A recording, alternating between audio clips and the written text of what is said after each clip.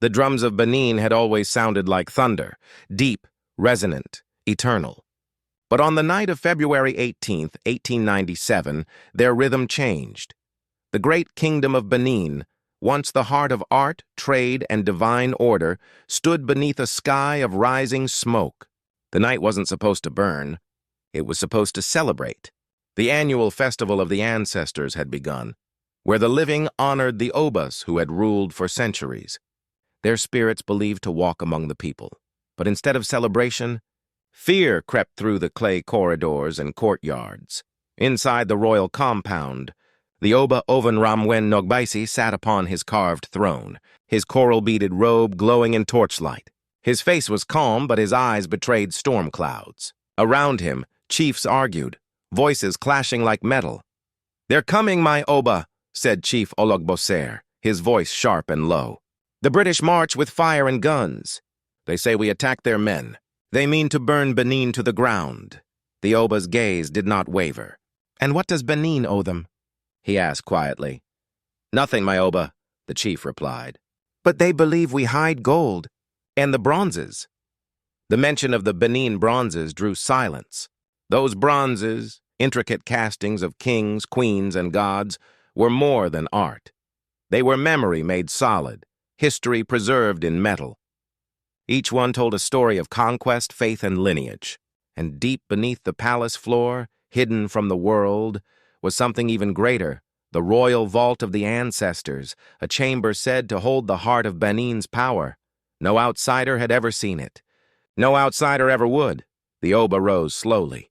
"Let them come," he said, his voice carrying across the chamber. "They may take our walls. They may steal our art, but they cannot steal the spirit of our kingdom." Outside, the wind changed. The sound of distant gunfire echoed, faint but real. The invasion had begun. As dawn broke, British forces stormed Benin City under orders of punishment. The red earth trembled under their boots. Flames tore through homes and shrines. The sacred ivory towers cracked, releasing ash like snow. The palace walls, once unbreachable, were shattered by cannon fire. Inside the smoke, warriors of Benin fought with spears, machetes, and their bare hands. Their chants rose against the sound of rifles, ancient rhythm versus modern fire. The Oba was hidden by his loyal guards. His daughter, Princess Asosa, only 19, refused to flee. She knelt beside her father's chamber door, clutching a carved bronze leopard pendant, the royal symbol of protection. "Father, please," she begged. "We must take the bronzes."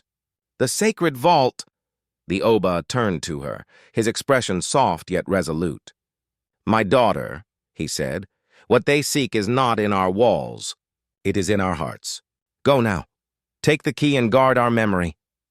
He pressed into her hand a small golden object shaped like the sun over water, the emblem of eternal balance. Asosa's eyes widened. "The key to the vault?" He nodded once. "Benin will fall today, but it will rise again. When they forget us, you will remember." Outside, the British soldiers reached the courtyard. Flames devoured the royal statues. Captain Henry Wallace, a young officer with ambitions bigger than his understanding, led the charge. His men kicked through bronze doors, gasping at the treasures inside: gold masks, carved tusks, ancient swords. Wallace's journal would later read, "I have seen wonders here, craftsmanship beyond comprehension. It is not savagery that we burn. It is civilization." But he burned it anyway. As the palace fell, Asosa ran through the tunnels beneath the throne room, ancient passageways built generations before.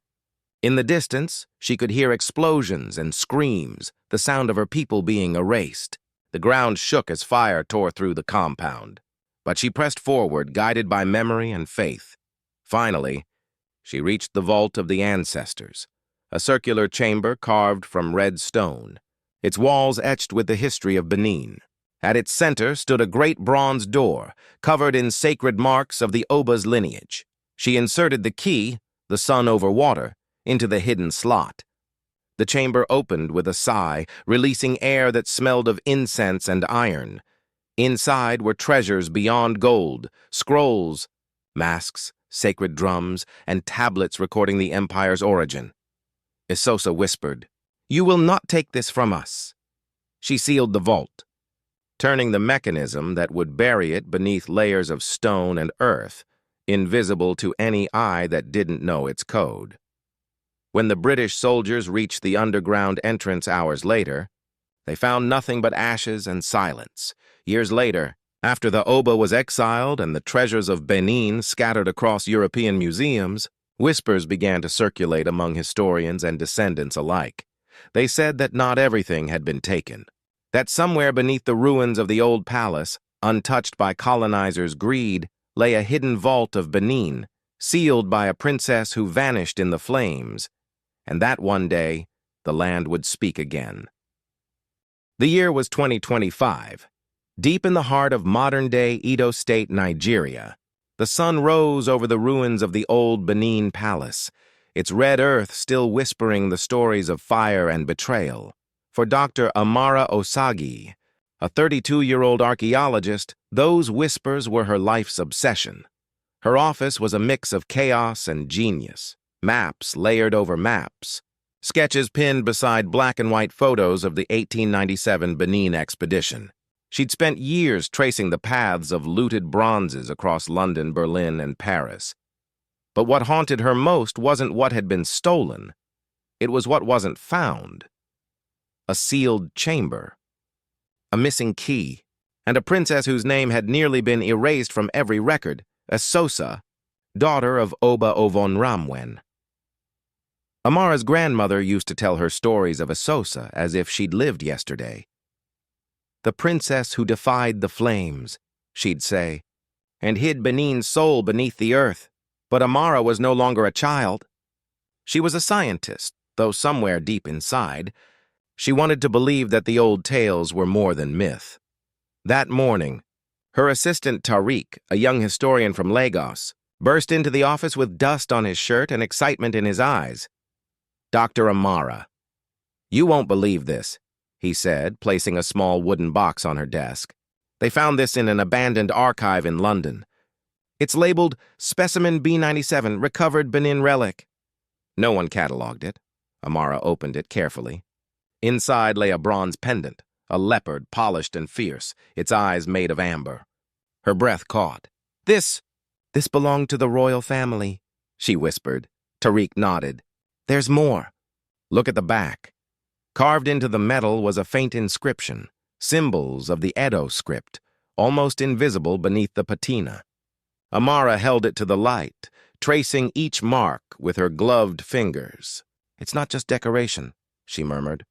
"It's a map." That night, Amara spread the pendant on her desk beneath a UV lamp. The lines glowed faintly blue, forming a pattern she recognized instantly. The royal grounds of Benin City, but with markings that didn't match any modern layout. A series of 7 intersecting circles, each tied to a different deity of the ancient kingdom. At the center was a symbol she knew too well, the sun over water, the same emblem from the royal archives said to belong to the Oba's daughter. "Esosa," she whispered. The pendant wasn't just a map. It was a coded guide. Each circle corresponded to a forgotten shrine or ancestral point buried beneath the modern city. And in the heart of those intersections was something missing from every colonial record. Tariq leaned over her shoulder. "You think it leads to the vault, don't you?" Amara didn't answer. She just stared at the glowing lines, her mind racing between skepticism and destiny. Later that week, she traveled to Aware University Museum, where the archives of Benin's royal family were kept under heavy protection. The curator, Chief Adesina, an elderly man in a red agbada, greeted her with cautious warmth. "Dr. Osagi," he said, "you walk the line between history and myth. What do you seek today?" Amara held out the leopard pendant. Proof that what they burned wasn't all they took. Proof that our ancestors outsmarted them. The chief examined it for a long moment before nodding slowly. "There were whispers," he said, "that a royal child carried something into the fire. That she vanished, but her spirit guards the vault beneath the ground. Many have searched. None have returned. I'm not afraid," she said firmly. The old man smiled. "That's what worries me." That night, Amara sat alone in her small apartment, the air humming with the call of distant drums, echoes from a nearby cultural festival. Her laptop glowed with open files, colonial reports, expedition logs, fragments of oral history. One document caught her eye, a scanned page from the diary of Captain Henry Wallace, the British officer who led the raid on Benin. His handwriting was sharp and deliberate. "We found nothing beneath the palace ruins but heat and smoke. Yet in my dreams, I see a door I did not open." Amara stared at the line, her pulse quickening. "He saw it," she whispered. "He just didn't know how to open it." The next file was a photograph, a fragment of a bronze plate once looted and displayed in the British Museum. Its relief showed a woman standing before a door, holding the sun over water emblem. The caption beneath it read, "Unknown figure." Amara smiled bitterly. "Unknown to them," she said softly, "but not to us." Days later, standing before the ruins of the old palace, she held the pendant up to the morning sun. The light caught the amber eyes of the leopard, casting a reflection that lined up perfectly with a mound of earth overgrown with grass and wildflowers. "Tariq," she said quietly, "bring the ground radar. We're digging here." He blinked. "Here? That's sacred land." "The government—" "I know," she interrupted. "But Esosa's map leads here. And this—" she pointed to the mound. "This is where history stopped." She knelt, pressing her hand into the soil. It was warm, alive, and somewhere beneath it she felt something pulse, faint, like a heartbeat. The earth whispered again, as if calling her by name. "Find me." That night, Amara dreamed. She was standing in a vast red desert beneath a black sky. Before her stood a woman cloaked in gold and fire, her eyes fierce, her hands holding the same pendant. "Child of Benin," the woman said, "you hold the key. But to find what's hidden, you must give what's precious." Amara tried to speak, but the woman vanished, leaving only the echo of her words and a burning mark on Amara's palm. Shaped like the sun over water, she woke gasping, sweat dripping down her face. The mark was still faintly glowing. The vault wasn't just buried in the ground, it was guarded by something ancient. Morning in Benin City carried a heat that clung to the skin, heavy, ancient, almost sacred. For Dr. Amara Osagi, that heat was both a burden and a blessing. It meant she was close. She stood at the edge of the overgrown mound she'd marked days earlier, the spot where Esosa's pendant had aligned with the rising sun. Around her, the quiet hum of modern life buzzed faintly, motorcycles in the distance, children's laughter, the faint echo of a church choir, all of it fading against the sound of shovels biting earth.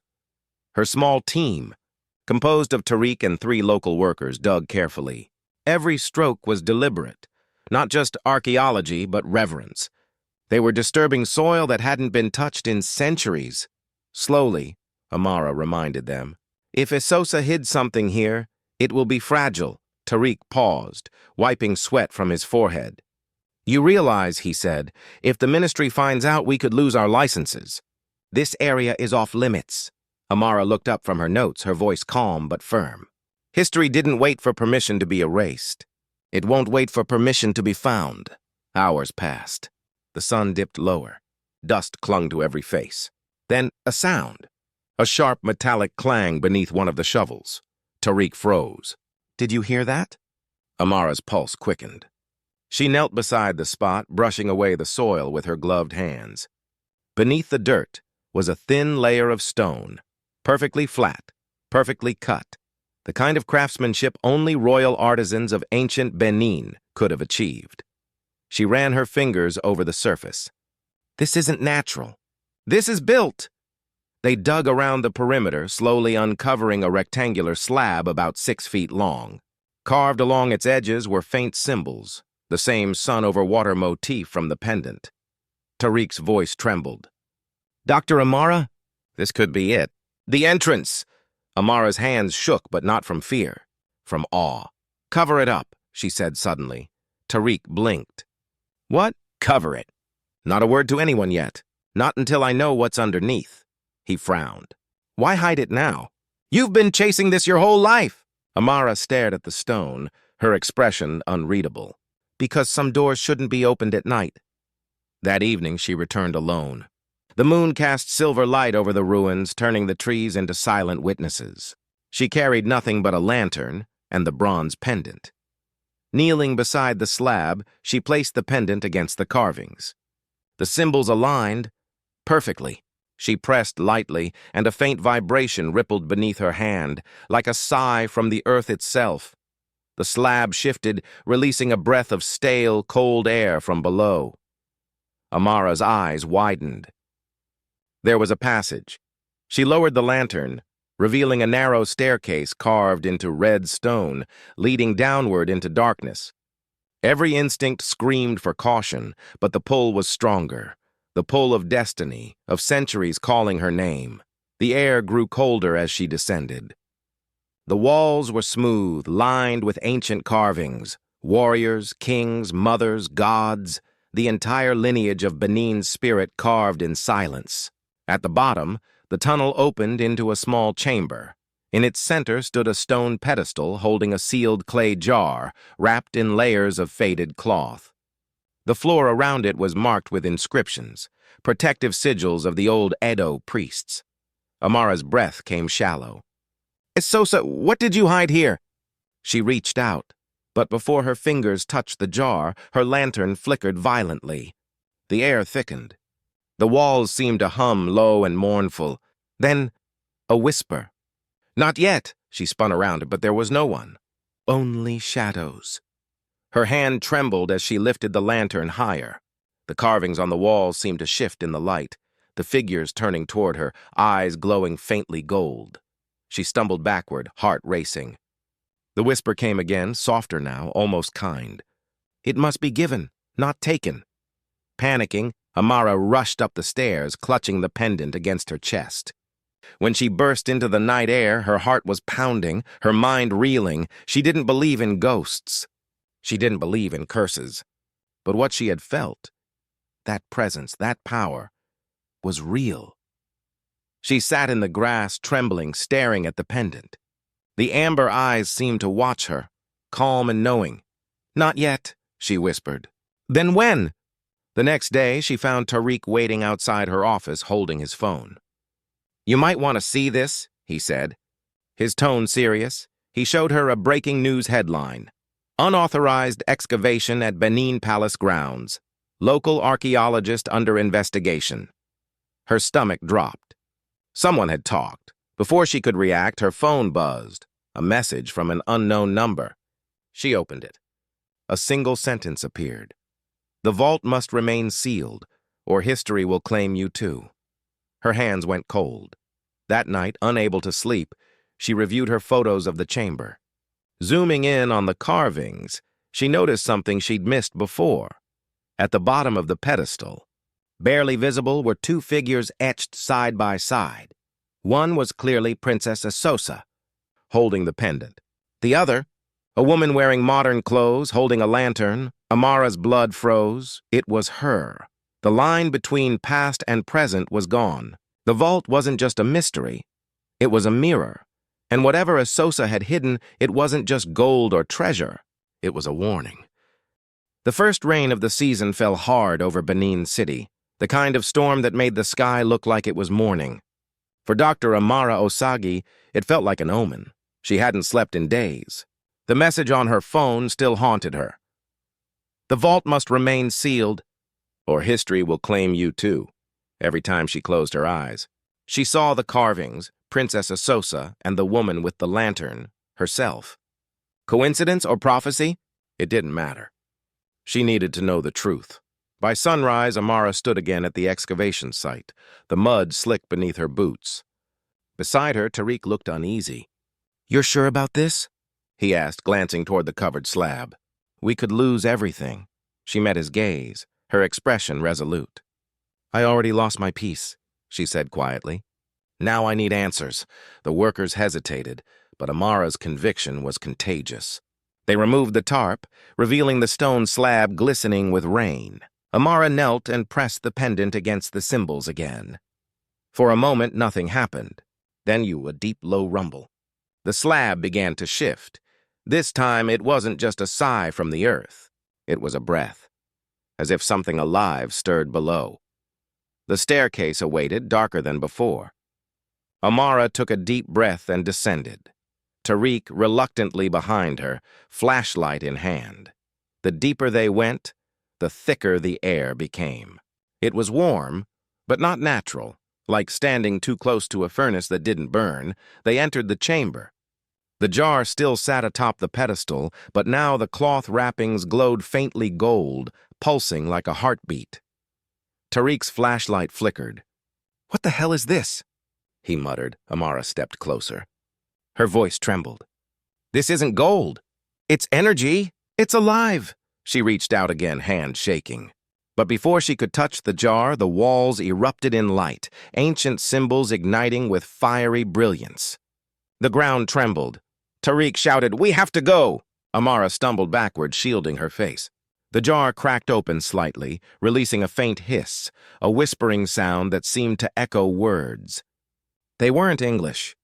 They weren't Edo, but Amara understood. "Remember us!" They scrambled up the stairs as the light behind them intensified. When they reached the surface, the rain had stopped, but the storm wasn't gone. It had moved inside the earth. A faint glow seeped from beneath the ground where the slab once lay. Tariq was shaking. That wasn't normal. "Amara, we just triggered something buried for centuries." She turned to him, eyes wild but awestruck. "We didn't trigger it. We woke it." Back in her office, Amara pored over the photos and artifacts late into the night. The pendant now shimmered faintly in the dark, responding to something unseen. Each time she held it near a metallic surface, strange etchings appeared. Ancient Benin script that hadn't been recorded in any museum. She took notes feverishly, tracing each symbol. One line repeated over and over. "The vault protects the living from the fire of the forgotten." Her mind raced. Was the fire symbolic? Or was there something, some energy, some weapon, hidden beneath the ruins? She dug deeper into historical archives, finding scattered British reports from the 1897 Benin expedition. One officer's journal stood out. "We found the bronze heads, the ivory tusks, but not the source. They said there was a vault below the throne, but the fire kept us from digging further." Amara leaned back, chills racing through her body. The fire. It had been there even then. The next morning, Tariq burst into her office. "Amara, you need to see this." He turned on the TV. A news anchor spoke urgently. "Reports of unusual tremors near the Benin Palace. Site have prompted authorities to investigate. Possible illegal excavation. Activity. Aerial footage showed their site. Surrounded by government vehicles." Tariq turned to her. "They know." Amara clenched her fists. "Let them. They'll never understand what they're standing on." Her phone buzzed. Another message. "You've opened the vault. Now history will choose." That night, unable to resist the pull, Amara returned to the site alone once again. The slab had sealed itself shut, but faint heat radiated from beneath it, warming the rain-soaked earth. She knelt and whispered, "Esosa, I don't know what you left behind, but I'll finish what you started." A sudden gust of wind swept across the clearing, extinguishing her lantern. In the pitch dark, the pendant began to glow, bright as fire. Then she saw them, shadows forming from smoke, tall, regal figures clad in bronze and gold, their eyes burning with the light of the vault. They surrounded her in silence, and from their midst one stepped forward, a woman crowned with coral beads, her gaze both fierce and sorrowful. "You seek the vault," she said. "But the vault was never meant to hold treasure." "It holds memory," Amara's breath caught. "Esosa?" The spirit smiled faintly. "No, I am what remains of her promise." The light grew blinding. The ground trembled again, but Amara didn't run. She felt no fear, only understanding. The vault wasn't a curse. It was a covenant. It protected the history of Benin, not just gold, but truth from those who came to destroy it.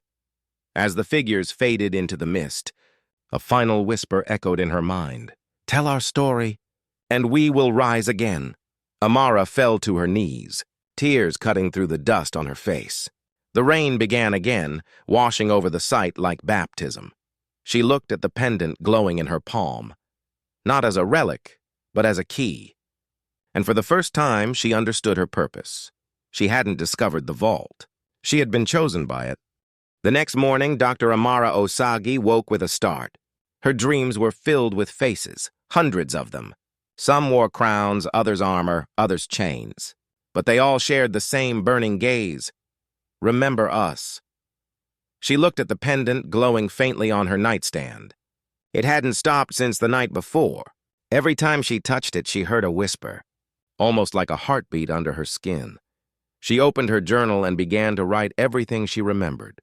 The symbols, the voice, the words about memory, not treasure. She paused, staring at the phrase she'd written. The vault was never meant to hold treasure. It holds memory. That's when it clicked. The vault wasn't just physical, it was spiritual. A living archive of everything the Benin Kingdom had lost, and she was its next keeper. Later that day, Amara drove through the bustling streets of modern Benin City. The noise of vendors, music, and engines felt louder than usual. The world above was thriving, but beneath, something ancient was stirring. She stopped near an old museum that housed what remained of the Benin bronzes. Intricate sculptures stolen during the 1897 invasion, now being loaned back from European museums. Inside, she found curator Nkem, an older woman with silver hair wrapped in a deep red scarf. Dr. Osagi, Nkem greeted warmly. I saw the news. You've been near the palace, haven't you? Amara nodded. I think I found something, Nkem, something more than relics. Something alive. The curator's smile faded. Alive? Amara leaned closer. When I touched the vault, I saw people, spirits. They spoke. They remembered. Nkem's eyes softened with both fear and reverence. You're not the first to say that. My grandmother used to whisper that the bronzes breathe, that every carving carries a trapped soul. She gestured to one, a fierce bronze head of an oba, its eyes hollow but commanding. They said the British didn't just take art, they took voices. But the ones left behind still speak. Amara felt a chill. The idea wasn't symbolic anymore. It was real. That night, she returned to her lab, where she kept fragments from the excavation. One piece, a bronze shard etched with spiral markings, began to hum faintly when she set the pendant beside it. She turned off the lights. The shard glowed softly, and then an image formed in the air above it. Not a hologram. A memory. A man appeared, tall, robed in coral beads and leopard skin, his voice like rolling thunder. We carved our stories in bronze so time could not erase us. But those who came with fire took our names. If you can hear me, daughter of Benin, then you must finish what was stolen. Amara froze, tears filling her eyes. Who are you? I am Oba Essegie, the spirit replied. My kingdom fell to greed, but the vault holds our truth. Find the seventh seal, and history will remember. The vision faded. The shard cooled in her palm. Seventh seal. She whispered it again and again like a prayer. Over the following days, Amara traced the legend of the seventh seal through old Benin folklore. Every story spoke of the breath of the ancestors, a relic so sacred it could awaken the spirits of the kingdom. British explorers mentioned it only once, in a letter from 1898, written by Colonel Rawlings. Among the spoils, there was rumored a final vault, unreachable due to heat and ghostly resistance. They called it the Chamber of Breath. We found nothing but silence. Amara clenched the paper. They didn't find it because it wasn't meant for them. It was waiting for her. 2 weeks later, Tariq returned. He'd been distant since the vault incident, but his guilt brought him back. I couldn't sleep, he admitted. I keep seeing the faces, the fire. I'm in, Amara. Whatever this is, I need to see it through. Amara smiled faintly. Then we go together. They returned to the site under cover of night, equipment in hand. The slab was still sealed, but the ground shimmered faintly, as if heat rose from beneath. Amara placed the pendant in the center. This time, she didn't use force. She whispered instead, for truth, for memory. The earth trembled, softly, reverently, and the slab began to shift once more. As they descended, the light from their lanterns reflected off new carvings. The chamber below had changed. Murals now covered the walls, not of kings and conquests, but of ordinary people. Mothers, craftsmen, farmers, children. Tariq's voice broke the silence. "It's like it's alive," Amara nodded. "It's remembering itself." They reached the pedestal. The jar was gone. In its place stood a new figure, a bronze sculpture of a woman, arms outstretched, holding nothing. Amara approached slowly. Beneath the sculpture, carved in both ancient Edo and English, were the words, "The seventh seal is not to be found. It is to be breathed." She stared in awe. "Breathed?" The pendant pulsed again, and suddenly warm air, almost human, filled the chamber. The torches flared on their own. Tariq gasped. "What's happening?" From the walls, faint figures began to emerge, spirits glowing like embers, whispering in unison. "The treasures that breathe are not gold, but memory. You are our breath now." Amara's eyes filled with tears. "It's them. It's all of them." She took off the pendant and held it high. "Then breathe through me."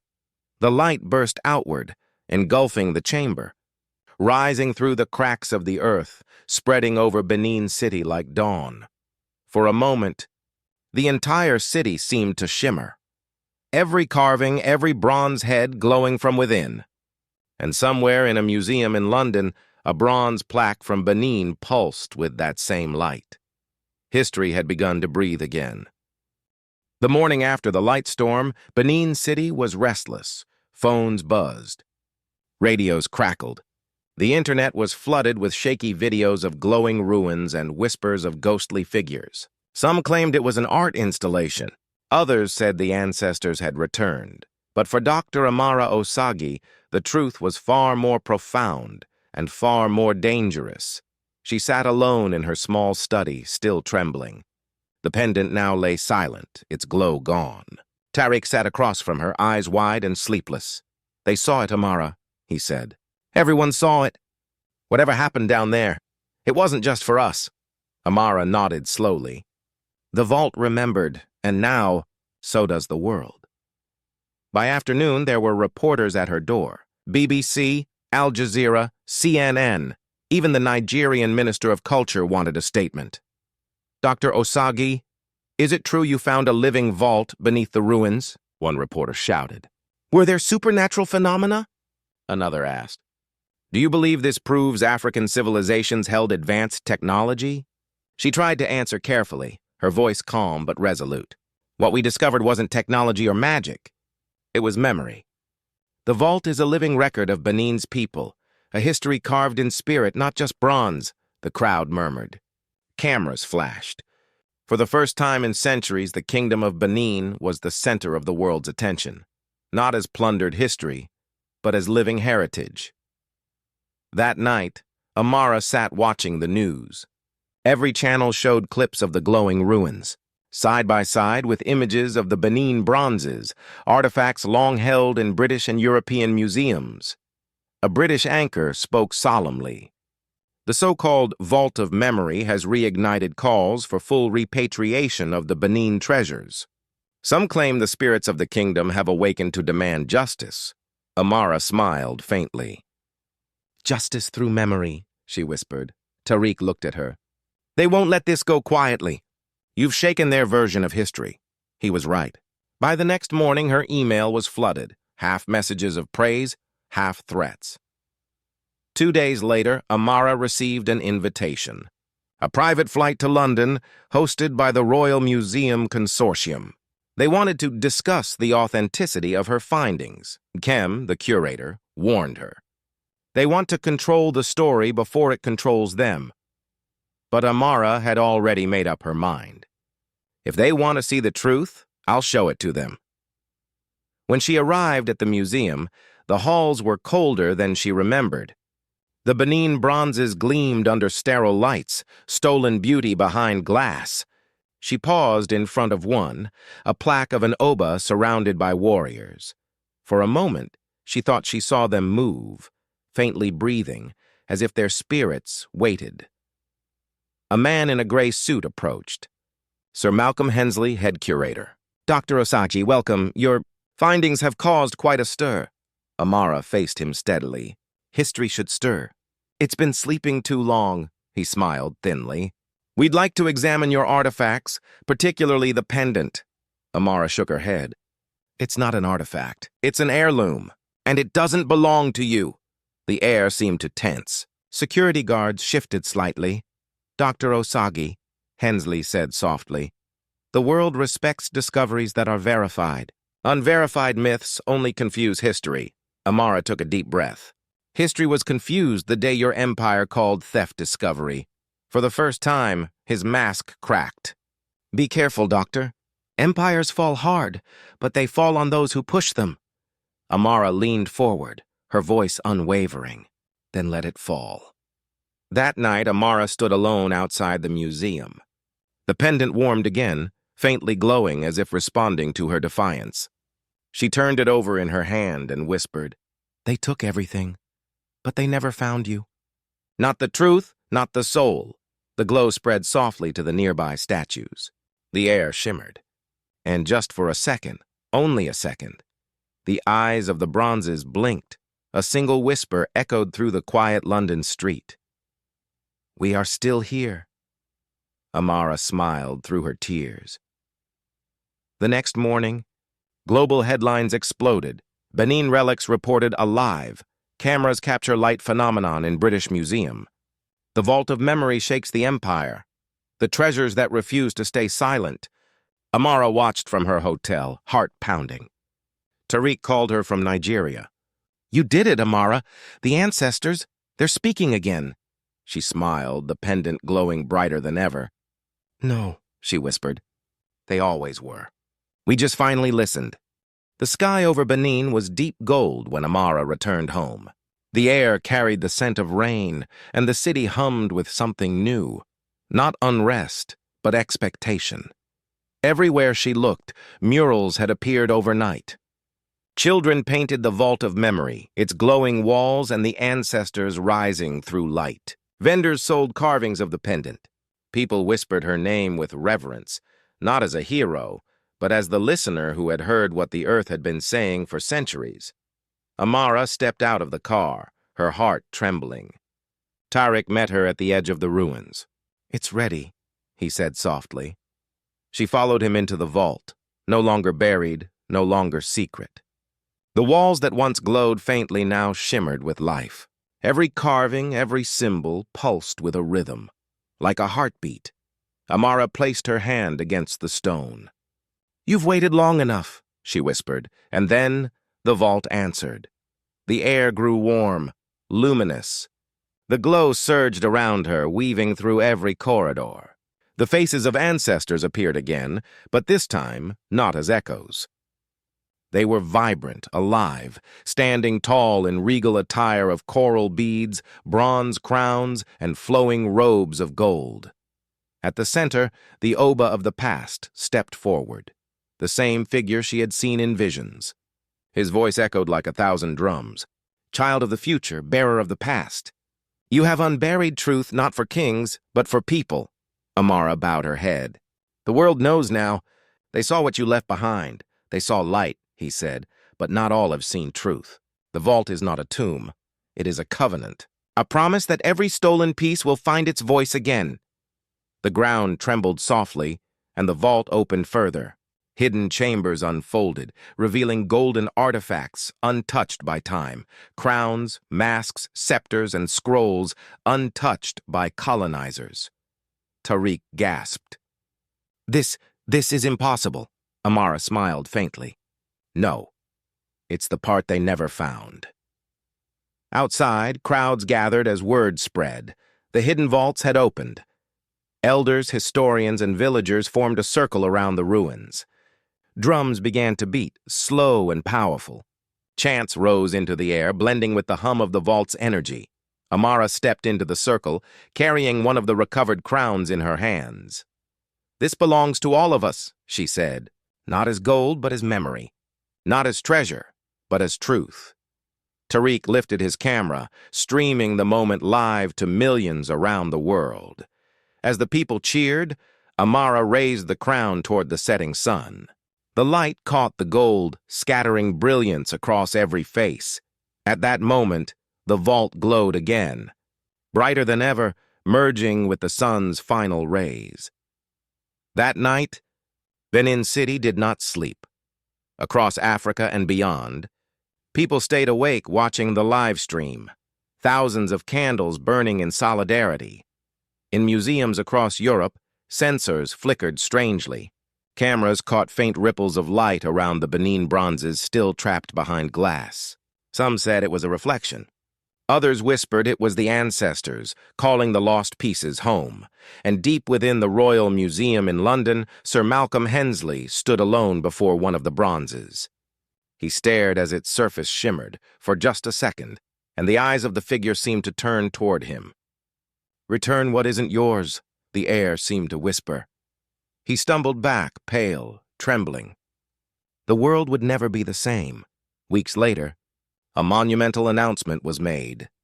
The British Museum begins formal repatriation of Benin artifacts.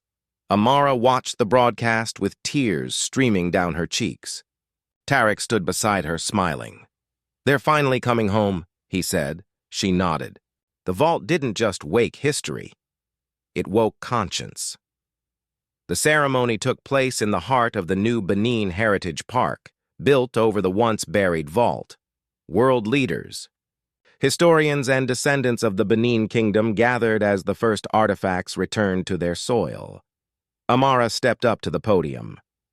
Her voice carried across the silence. "For centuries our story was written by others. Today we write it ourselves. They took our treasures, but they could never take our truth. The vault was never lost. It lived within us, waiting for the day we remembered who we are."